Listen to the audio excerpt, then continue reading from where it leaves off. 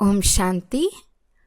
ఈరోజు మురళి డేట్ 11 జనవరి 2025. బాబా చెప్తున్నారు, మధురమైన పిల్లల్లారా, యోగం అగ్నితో సమానము. అందులో మీ పాపాలన్నీ కాలిపోతాయి. ఆత్మ సతో ప్రధానం అయిపోతుంది. కనుక ఒక్క తండ్రి స్మృతిలో ఉండండి. ఈరోజు ప్రశ్న: పుణ్యాత్ములుగా అయ్యే పిల్లలు ఏ విషయంలో చాలా గమనముంచాలి? జవాబు: ఎవరికైనా దానం చేయాలనే విషయంలో పూర్తిగా గమనముంచాలి. ఎవరికైనా దానం ఇచ్చినప్పుడు వారి పోయి సారాయి మొదలైనవి తాగితే, చెడు కర్మలు చేస్తే ఆ పాపము మీపైకి వస్తుంది. ఇప్పుడు మీరు పాపాత్ములతో ఇచ్చిపుచ్చుకోవటం చేయరాదు. ఇక్కడ మీరు పుణ్యాత్ములుగా అవ్వాలి. పాట: వారు మాతో విడిపోరు. ఓం శాంతి. దీనినే యోగాగ్ని అని అంటారు. యోగాగ్ని అనగా స్మృతి వలన వచ్చే అగ్ని. అగ్ని అని ఎందుకన్నారు? ఎందుకంటే ఇందులో పాపాలు కాలిపోతాయి. మనము తమోప్రధానం నుండి సతోప్రధానంగా ఎలా అవుతామో కేవలం పిల్లలైన మీకు మాత్రమే తెలుసు. సతోప్రధానము అంటే పుణ్యాత్మ, తమోప్రధానము అంటే పాపాత్మ. ఇతను చాలా పుణ్యాత్మ అని, ఇతను పాపాత్మ అని అంటూ ఉంటారు. దీనివలన ఆత్మనే సతోప్రధానమవుతుందని, పునర్జన్మ తీసుకుంటూ మళ్ళీ తమోప్రధానం అవుతుందని, అందుకే పాపాత్మ అని అంటారని రుజువవుతుంది. పతిత పావనులైన తండ్రిని కూడా మీరు వచ్చి పావనంగా చేయమని పిలుస్తారు. పతిత ఆత్మగా చేసేదెవరో ఎవ్వరికీ తెలియదు. పావనాత్మలుగా ఉన్నప్పుడు దానిని రామరాజ్యమని అనేవారు. ఇప్పుడు అందరూ పతితాత్మలే ఉన్నారు. అందువలన దీనిని రావణ రాజ్యమని అంటారు. భారతదేశమే పావనంగా, భారతదేశమే పతితంగా అవుతుంది. తండ్రే స్వయంగా వచ్చి భారతదేశాన్ని పావనంగా చేస్తారు. మిగిలిన ఆత్మలన్నీ పావనంగా అయి శాంతిధామానికి వెళ్ళిపోతాయి. ఇప్పుడిది దుఃఖధామము. ఇంత సులభమైన విషయం కూడా బుద్ధిలో కూర్చోదు. హృదయపూర్వకంగా అర్థం చేసుకుంటే సత్యమైన బ్రాహ్మణులుగా అవుతారు. బ్రాహ్మణులుగా అవ్వకుంటే తండ్రి నుండి వారసత్వం లభించదు. ఇప్పుడిది సంగం యుగంలోని యజ్ఞము. యజ్ఞం కొరకు బ్రాహ్మణులు తప్పకుండా కావాలి. ఇప్పుడు మీరు బ్రాహ్మణులుగా అయ్యారు. ఇది మృత్యులోకంలో అంతిమ యజ్ఞమని మీకు తెలుసు. యజ్ఞాలు మృత్యులోకంలోనే ఉంటాయి. అమర్లోకంలో యజ్ఞాలుండవు. భక్తుల బుద్ధిలో ఈ మాటలు కూర్చోవు. భక్తి వేరు, జ్ఞానము వేరు. మనుషులు వేదశాస్త్రాలనే జ్ఞానమని భావిస్తారు. మనుషులు వేదశాస్త్రాలనే జ్ఞానము అని భావిస్తారు. వాటిలో జ్ఞానముంటే మనుషులు వాపసు వెళ్ళేవారు. కానీ డ్రామానుసారము వాపస్ ఎవ్వరూ వెళ్ళలేరు. మొదటి నెంబర్లోని వారే సతో రజో తమోలోకి తప్పకుండా రావాలని బాబా అర్థం చేయించారు. అటువంటప్పుడు ఇతరులు సతో పాత్రను చేసి వాపస్ ఎలా వెళ్ళగలరు? వారు మళ్ళీ తమోప్రధానంలోకి రావాల్సిందే. పాత్రను అభినయించాల్సిందే. ప్రతి పాత్రధారి శక్తి వేరువేరుగా ఉంటుంది కదా. గొప్ప గొప్ప నటులు ఎంత పేరు ప్రతిష్టలు కలిగి ఉంటారు. అందరికంటే ముఖ్యమైన సృష్టికర్త, డైరెక్టర్, ముఖ్య పాత్రధారి ఎవరు? ముఖ్యమైన వారు గాడ్ ఫాదర్ అని ఇప్పుడు మీకు తెలుసు. వారి తర్వాత జగదాంబ, జగత్పిత. వారు జగత్కు అధికారులు, విశ్వానికి యజమానులుగా అవుతారు. వీరి పాత్ర తప్పకుండా ఉన్నతమైనది. కనుక వారి జీతం కూడా చాలా ఎక్కువగా ఉంటుంది. జీతం ఇచ్చేది అత్యంత ఉన్నతమైన తండ్రి. నీవు నాకు ఇంత సహాయం చేస్తున్నావు కనుక నీకు జీతం కూడా అంత ఎక్కువగా లభిస్తుందని తండ్రి అంటారు. బ్యారిస్టర్ చదివిస్తే ఇంత ఉన్నతమైన పదవి ప్రాప్తి చేయిస్తున్నానని అంటారు. ఇంత ఉన్నతమైన పదవి ప్రాప్తి చేయిస్తాను కనుక ఈ చదువుపై పిల్లలు ఎంత గమనం ఇవ్వాలి? గృహస్థంలో కూడా ఉండాలి. కర్మయోగ సన్యాసులు కదా. గృహస్థ వ్యవహారంలో ఉంటూ అన్ని పనులు చేస్తూ తండ్రి నుండి వారసత్వం పొందే పురుషార్థం చేయవచ్చు. ఇందులో ఏ కష్టమూ లేదు. పని పాట చేసుకుంటూ శివబాబా స్మృతిలో ఉండాలి. జ్ఞానమైతే చాలా సహజము. ఓ పతిత పావన రండి, మీరు వచ్చి మమ్మల్ని పావనంగా చేయమని కూడా పాడతారు కదా. పావన ప్రపంచంలో అయితే రాజధాని ఉంటుంది. తండ్రి ఆ రాజధానికి కూడా అర్హులుగా చేస్తారు. ఈ యజ్ఞంలో ముఖ్యంగా 2 సబ్జెక్టులు ఉన్నాయి. 1 అల్ఫ్, 2 బే. స్వదర్శన చక్రధారులుగా అయి తండ్రిని స్మృతి చేస్తే మీరు సదా ఆరోగ్యవంతులుగా ఐశ్వర్యవంతులుగా అవుతారు. తండ్రి చెప్తున్నారు, నన్ను అక్కడ స్మృతి చేయండి, అంటే పరంధామంలో. ఇంటిని కూడా స్మృతి చేయండి.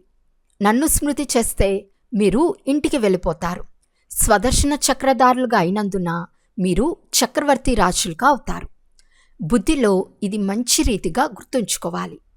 ఈ సమయంలో అందరూ తమో ప్రధానంగా ఉన్నారు. సుఖధామంలో సుఖము, శాంతి, సంపద అన్నీ లభిస్తాయి. అక్కడ ఒకే ధర్మం ఉంటుంది. ఇప్పుడు ఇంటింటా అశాంతి ఉందని మీరు చూస్తున్నారు. విద్యార్థులు ఎంత గలాటా చేస్తున్నారో చూడండి. తమ ఉడుకు రక్తాన్ని చూపిస్తారు. ఇది తమో ప్రధాన ప్రపంచము. సత్యుగం నూతన ప్రపంచము. తండ్రి సంగం యుగంలో వచ్చి ఉన్నారు. మహాభారత యుద్ధం కూడా సంగం యుగంలోనిదే. ఇప్పుడు ఈ ప్రపంచం పరివర్తన చెందుతుంది. తండ్రి కూడా చెప్తున్నారు, నేను నూతన ప్రపంచ స్థాపన చేసేందుకు సంగం యుగంలో వస్తాను. దీనినే పురుషోత్తమ సంగం యుగమని అంటారు. పురుషోత్తమ మాసము, పురుషోత్తమ సంవత్సరాన్ని కూడా ఆచరిస్తారు. కానీ ఈ పురుషోత్తమ సంగం యుగం గురించి ఎవ్వరికీ తెలియదు. సంగం యుగంలోనే తండ్రి వచ్చి మిమ్మల్ని వజ్ర సమానంగా చేస్తారు. అయితే వీరిలో కూడా నెంబర్ వారుగా ఉండనే ఉంటారు. వజ్ర సమానమైన రాజులుగా అవుతారు. మిగిలిన వారు బంగారు సమానమైన ప్రజలుగా అవుతారు. పిల్లలు జన్మించిన వెంటనే వారసత్వానికి హక్కుదారులుగా అవుతారు. ఇప్పుడు మీరు పావన ప్రపంచానికి హక్కుదారులుగా అవుతారు. అందులో ఉన్నత పదవి పొందేందుకు పురుషార్థం చేయాలి. ఈ సమయంలో మీరు చేసే పురుషార్థం కల్పకల్పానికి పురుషార్థమైపోతుంది. కల్పకల్పం ఇలాంటి పురుషార్థమే చేస్తారని, ఎక్కువ పురుషార్థం జరగదని తెలిసిపోతుంది. జన్మ జన్మాంతరాలు, కల్పకల్పాంతరాలు వీరు ప్రజల్లోనే వస్తారు. వీరు శ్రీమంతులైన ప్రజలకు దాసదాసీలుగా అవుతారు. నెంబర్ వారుగా ఉంటారు కదా. చదువు ఆధారంగా అంతా తెలిసిపోతుంది. ఈ స్థితిలో మీ శరీరం వదిలేస్తే ఏ పదవి పొందుతారో బాబా వెంటనే తెలుపుతారు. రోజురోజుకు సమయం తగ్గిపోతూ వస్తుంది. ఒకవేళ ఎవరైనా శరీరాన్ని వదిలేస్తే తర్వాత చదవలేరు. అయితే కొద్దిగా బుద్ధికి తోస్తుంది. శివబాబాను స్మృతి చేస్తారు. ఉదాహరణకి చిన్నపిల్లలు కూడా మీరు స్మృతి చేయిస్తే శివబాబా శివబాబా అని అంటూ ఉంటారు. వారికి కూడా కొద్దిగా లభిస్తుంది. చిన్నపిల్లలు మహాత్ముల వంటి వారు. వారికి వికారాల గురించి తెలియదు. ఎంత పెరిగి పెద్దవుతూ ఉంటారో అంత వికారాల ప్రభావం పడుతూ ఉంటుంది. క్రోధం ఉంటుంది, మోహము ఉంటుంది.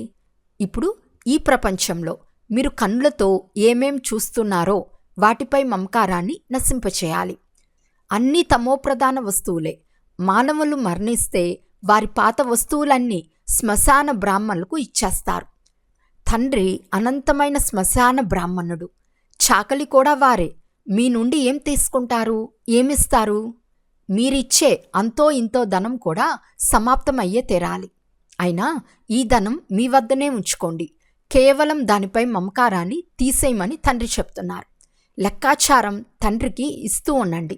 అప్పుడు మీకు ఆదేశాలు లభిస్తూ ఉంటాయి.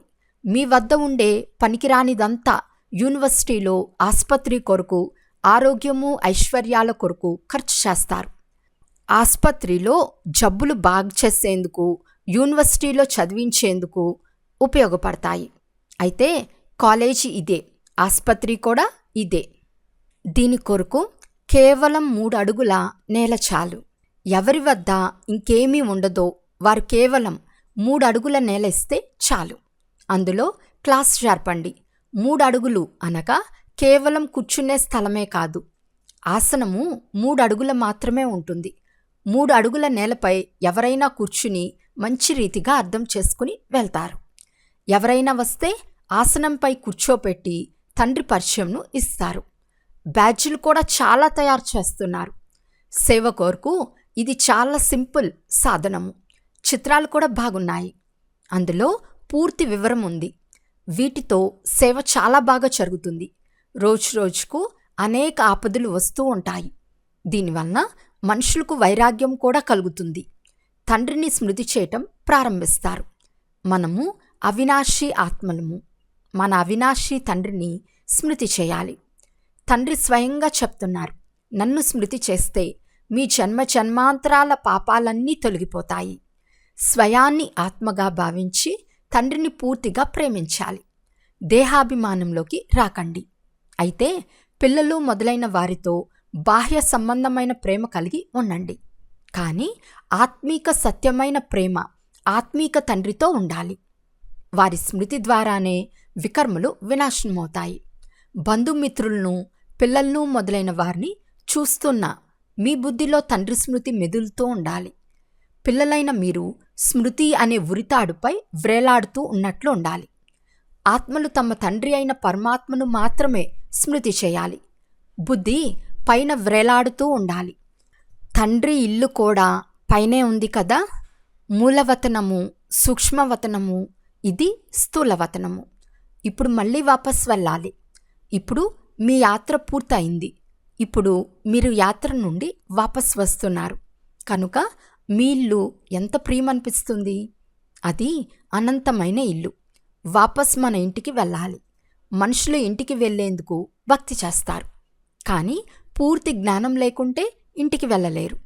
భగవంతుని వద్దకు వెళ్ళేందుకు లేక నిర్వాణధామానికి వెళ్ళేందుకు తీర్థయాత్రలు మొదలైనవి ఎన్నో చేస్తారు. ఎంతో శ్రమ చేస్తారు. సన్యాసులు కేవలం శాంతి కొరకు మాత్రమే దారి తెలుపుతారు. సుఖధామం గురించి వారికి తెలియనే తెలియదు. సుఖధామానికి దారి కేవలం తండ్రి ఒక్కరు మాత్రమే తెలిపిస్తారు. మొదట తప్పకుండా నిర్వాణధామము లేక వానప్రస్థంలోకి వెళ్ళాలి. దానిని బ్రహ్మాండము అని కూడా అంటారు. వారు బ్రహ్మతత్వంనే ఈశ్వరుడు అని భావించి ఉన్నారు. ఆత్మలమైన మనము బిందువులము. మన నివాస స్థానం బ్రహ్మాండము. మీకు కూడా పూజ జరుగుతుంది కదా. ఇప్పుడు బిందువును ఎలా పూజిస్తారు? పూజించినప్పుడు శాలిగ్రామాలను తయారు చేసి ఒక్కొక్క ఆత్మను పూజిస్తారు. బిందువును ఎలా పూజిస్తారు? అందువలన పెద్ద పెద్దవిగా శాలిగ్రామాలను తయారు చేస్తారు. తండ్రికైతే తమ శరీరం లేనేలేదు. ఈ విషయాలు ఇప్పుడు మీకు తెలుసు. చిత్రాలలో కూడా మీరు పెద్ద రూపంగా చూపవలసి వచ్చింది. బిందువును ఎలా అర్థం చేసుకుంటారు? అందుకని నక్షత్రంగా తయారు చేయాలి. ఇటువంటి తిలకంను కూడా చాలామంది మాతలు ధరిస్తారు. తెల్లవి రెడీగా లభిస్తాయి. ఆత్మ కూడా తెల్లగా నక్షత్రం వలె ఉంటుంది కదా. ఇది కూడా ఆత్మకు ఒక గుర్తు. బ్రుకుటి మధ్యలో ఆత్మ ఉంటుంది. అయితే దీని అర్థం ఎవ్వరికీ తెలియదు.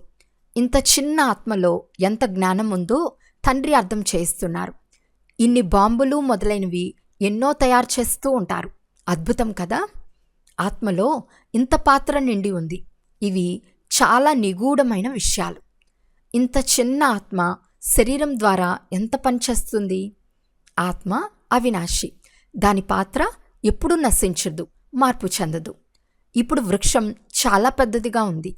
సత్యుగంలో చాలా చిన్న వృక్షం ఉంటుంది. పాతవి ఉండవు. మధురమైన చిన్న వృక్షం ఇప్పుడు అంటుకట్టబడుతూ ఉంది. మీరు పతితులుగా ఉండినారు. ఇప్పుడు మళ్ళీ పావనంగా అవుతున్నారు. ఇంత చిన్న ఆత్మలో ఎంత పాత్ర ఉంది? ఇది ప్రాకృతికం. అవినాశి పాత్ర నడుస్తూ ఉంటుంది. ఇది ఎప్పుడూ సమాప్తం అవ్వదు. ఆత్మ అవినాశి వస్తువు. అందులో అవినాశి పాత్ర నిండి ఉంది. ఇది అద్భుతం కదా. తండ్రి అర్థం చేస్తున్నారు. పిల్లలు దేహీ అభిమానులు కావాలి. స్వయాన్ని ఆత్మగా భావించి తండ్రిని స్మృతి చేయండి. ఇందులోనే శ్రమ ఉంది. ఎక్కువగా మీ పాత్రనే ఉంది. బాబాకు మీకున్నంత పాత్ర లేదు. తండ్రి చెప్తున్నారు, మీరు స్వర్గంలో సుఖంగా ఉంటే నేను విశ్రాంతిలో కూర్చుండిపోతాను. నాకక్కడ ఏ పాత్ర లేదు. ఈ సమయంలో ఇంత సేవ చేస్తాను కదా. ఈ జ్ఞానం ఇంత అద్భుతమైనది. మీరు తప్ప ఇతరులెవ్వరికీ కొంచెం కూడా తెలియదు. తండ్రి స్మృతిలో లేకుంటే ధారణ కూడా జరగదు. ఆహార పానీయాలలో వ్యత్యాసం వస్తే ధారణలో తేడా వచ్చేస్తుంది. ఇందులో చాలా మంచి పవిత్రత ఉండాలి. తండ్రిని స్మృతి చేయటం చాలా సులభం. తండ్రిని స్మృతి చేయాలి, వారసత్వం పొందాలి. అందుకే బాబా మీ వద్ద కూడా చిత్రాలు ఉంచుకోండి అని అన్నారు. యోగంను గురించిన చిత్రాలు, వారసత్వం గురించిన చిత్రాలు తయారు చేస్తే నష ఉంటుంది. మనము బ్రాహ్మణుల నుండి దేవతలుగా అవుతున్నాము. తర్వాత మళ్ళీ మనం దేవతల నుండి క్షత్రియులుగా అవుతాము. బ్రాహ్మణులు పురుషోత్తమ సంగం యుగానికి చెందినవారు. మీరు పురుషోత్తములుగా అవుతారు కదా. మనుషుల బుద్ధిలో ఈ విషయాలు కూర్చోపెట్టేందుకు చాలా శ్రమ చేయవలసి వస్తుంది. రోజు రోజుకు జ్ఞానంను ఎంతగా అర్థం చేసుకుంటూ ఉంటారో అంత సంతోషం కూడా వృద్ధి చెందుతుంది. బాబా మనకు చాలా కళ్యాణం చేస్తున్నారని పిల్లలైన మీకు తెలుసు. కల్పకల్పము మనకు ఉన్నతమయ్యే కళ ఉంటుంది. ఇక్కడ ఉండి శారీర నిర్వహణ కొరకు అన్ని పనులు చేయవలసి వస్తుంది. మేము శివబాబా బండారం నుండి భుజిస్తున్నామని బుద్ధిలో ఉండాలి. శివబాబాను స్మృతి చేస్తూ ఉంటే కష్టాలన్నీ దూరమైపోతాయి. తర్వాత ఈ పాత శరీరాన్ని వదిలి వెళ్ళిపోతారు. బాబా ఏమి తీసుకోరని పిల్లలకు తెలుసు. వారు దాత. తండ్రి చెప్తున్నారు, నా శ్రీమతాన్ని అనుసరించండి. మీరు ధనం ఎవరికి దానం చేయాలనే విషయంపై పూర్తి గమనం ఉంచాలి. ఎవరికైనా ధనం దానం ఇస్తే వారి వెళ్ళి సారాయి మొదలైనవి తాగి చెడు కర్మలు చేస్తే ఆ పాపం మీపైకి వచ్చేస్తుంది. పాపాత్ములతో ఇచ్చిపుచ్చుకుంటూ పాపాత్ములుగా అయిపోతారు. ఎంత తేడా ఉంది! పాపాత్ములతో ఇచ్చిపుచ్చుకుంటూ పాపాత్ములుగా అయిపోతారు. ఇక్కడ మీరు పుణ్యాత్ములుగా అవ్వాలి. అందువలన పాపాత్ములతో ఇచ్చిపుచ్చుకోరాదు. తండ్రి చెప్తున్నారు, ఇతరులెవ్వరికీ దుఃఖం ఇవ్వరాదు, ఎవరిలోనూ మోహం ఉంచరాదు. తండ్రి కూడా సాక్రీన్గా తయారై వస్తారు. పనికిరాని పాతదంతా తీసుకుంటారు. ఎంత వడ్డీ ఇస్తారో చూడండి. చాలా పెద్ద వడ్డీ లభిస్తుంది. ఎంత అమాయకుడు! 2 పిడికులు బదులు భవనాలు ఇచ్చేస్తారు. అచ్చా, మధురాతి మధురమైన అపురూపమైన పిల్లలకు మాతాపిత బాప్దాదాల ప్రియ స్మృతులు మరియు గుడ్ మార్నింగ్. ఆత్మీక పిల్లలకు ఆత్మీక తండ్రి నమస్తే. ఆత్మీక తండ్రికి ఆత్మీక పిల్లల యొక్క ప్రియ స్మృతులు మరియు నమస్తే నమస్తే నమస్తే. ధారణ కొరకు ముఖ్య సారము. ఫస్ట్ పాయింట్, ఇప్పుడు యాత్ర పూర్తయింది, తిరిగి ఇంటికి వెళ్ళాలి. కనుక ఈ పాత ప్రపంచంపై అనంతమైన వైరాగ్యంతో బుద్ధి యోగాన్ని తండ్రి స్మృతిలో పైన వ్రేలాడతీయాలి. సెకండ్ పాయింట్, సంగం యుగంలో తండ్రి ఏ యజ్ఞంనైతే రచించారో ఈ యజ్ఞాన్ని సంభాళించేందుకు సత్యమైన పవిత్ర బ్రాహ్మణులు కావాలి. పని పాట్లు చేసుకుంటూ తండ్రి స్మృతిలో ఉండాలి. ఈరోజు వరదానము. ఆది రత్నంను అనే స్మృతి ద్వారా మీ జీవితం యొక్క విలువను తెలుసుకునే సదా సమర్థభవ. ఎలాగైతే బ్రహ్మ ఆదిదేవునిగా ఉన్నాడో అలా కుమారీలు కూడా ఆదిరత్నాలే. ఆదిదేవుని పిల్లలు మాస్టర్ ఆదిదేవులు. ఆదిరత్నాలమని భావించటం ద్వారానే తమ జీవితం యొక్క విలువను తెలుసుకోగలరు. ఎందుకంటే ఆదిరత్నాలు అనగా ప్రభువు యొక్క రత్నాలు, ఈశ్వర్య రత్నాలు. కనుక ఎంత విలువైన వారిగా అయిపోయారు. అందువలన సదా స్వయాన్ని ఆదిదేవుని పిల్లలము, ఆదిదేవులము, ఆదిరత్నాలమని భావించి ప్రతి పని చేస్తే సమర్థ భవ యొక్క వరదానము లభిస్తుంది. కొంచెం కూడా వ్యర్థంగా పోచాలదు. స్లోగన్: ఎవరైతే మోసపోయేందుకు ముందే పరిశీలించి స్వయాన్ని రక్షించుకుంటారో వారే జ్ఞానయుక్త ఆత్మలు. అచ్చా, ఓం శాంతి.